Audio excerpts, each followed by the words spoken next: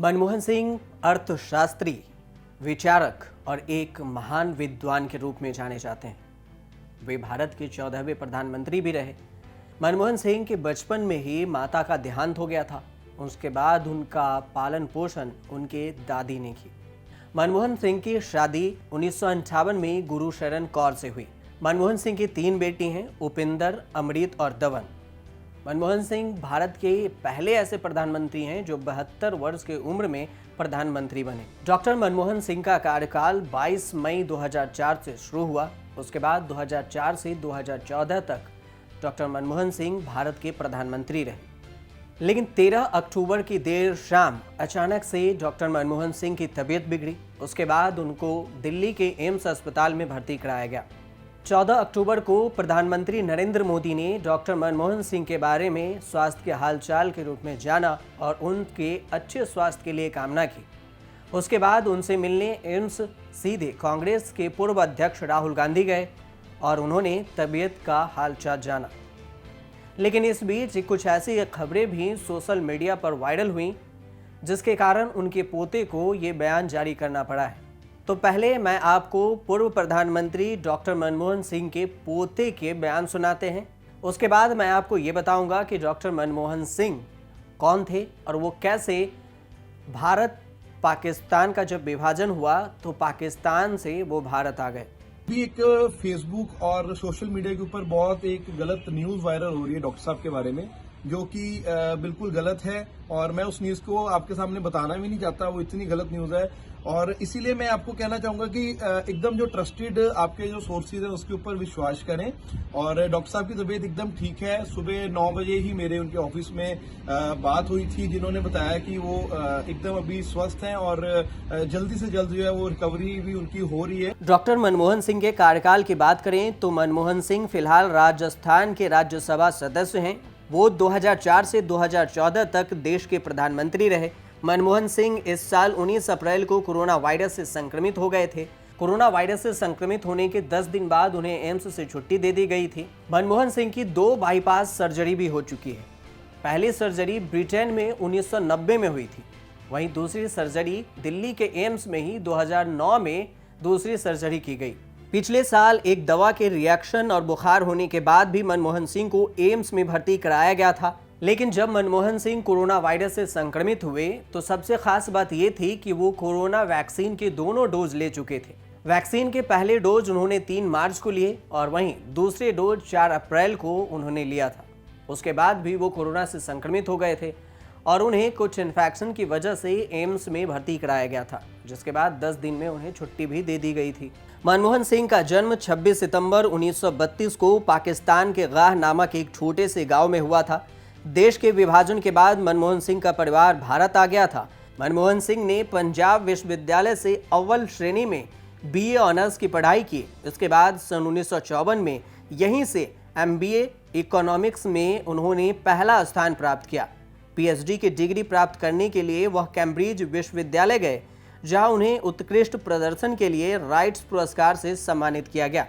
Oxford university के नेफील्ड college से मनमोहन सिंह ने DPhil की परीक्षा उत्तीर्ण की।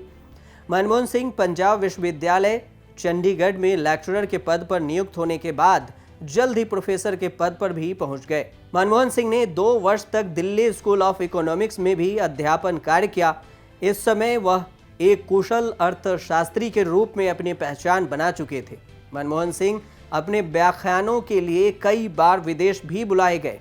इंदिरा गांधी के काल में वह रिजर्व बैंक के गवर्नर भी बनाए गए। मनमोहन सिंह एक कुशल राजनेता के साथ साथ एक अर्थशास्त्री और विचारक के रूप में भी जाने जाते हैं।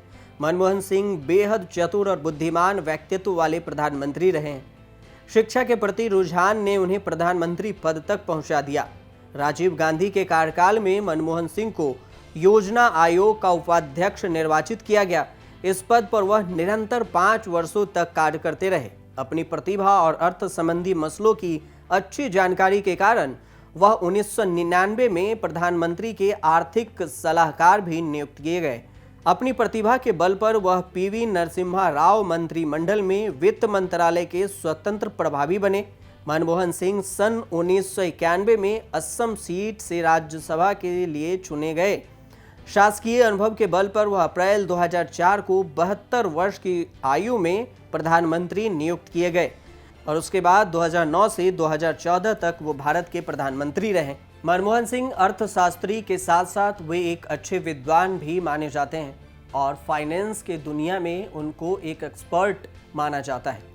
आपको एक कहानी याद होगी या फिर मैं ये जानकारी के तौर पे भी मैं आपको बता दूं कि 1991 में मनमोहन सिंह ने ही, जब भारत आर्थिक तंगी से गुजर रहा था, तो उन्होंने एलपीजी को बढ़ावा दिया था। एलपीजी का फुल फॉर्म अगर समझें तो लिबरलाइजेशन, प्राइवेटाइजेशन और ग्लोबलाइजेशन का भी इन्होंने ही बढ़ चढ़ कर बढ़ावा दिया, जिसके बाद से आर्थिक तंगी से भारत उभर पाया था।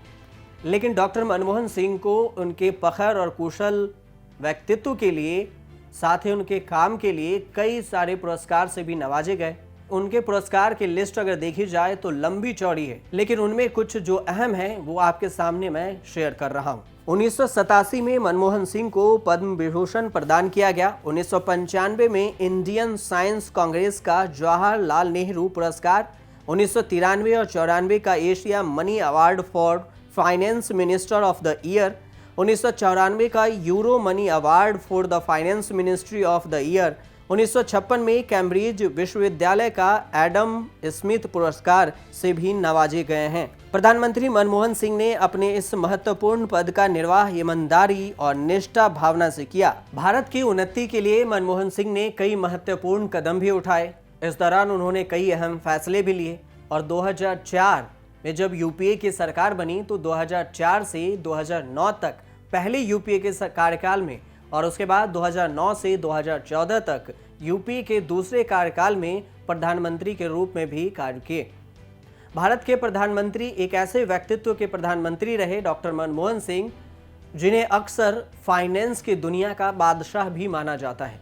वो ऐसा इसलिए कि उन्हें फाइनेंस का एक्सपर्ट हैं, वे फाइनेंस के ज्ञाता हैं और उनके बारे में कहा जाता है कि अगर 1991 में वो नहीं होते तो देश की आर्थिक स्थिति कुछ और ही होती। फिलहाल उनके स्वास्थ्य के लिए कामना की जा रही है। वो दिल्ली के एम्स में है और उनके पोते ने भी ये जानकारी दी है कि फिलहाल वो अस्थिर हैं, उनके स्वास्थ्य अच्छे हैं और वो ठीक हैं। हालांकि उनसे मिलने के लिए कांग्रेस राहुल गांधी समेत कई नेता जा रहे हैं और उनके अच्छे स्वास्थ्य के लिए कामना भी कर रहे हैं। आप देखते रहिए न्यूज़ तक।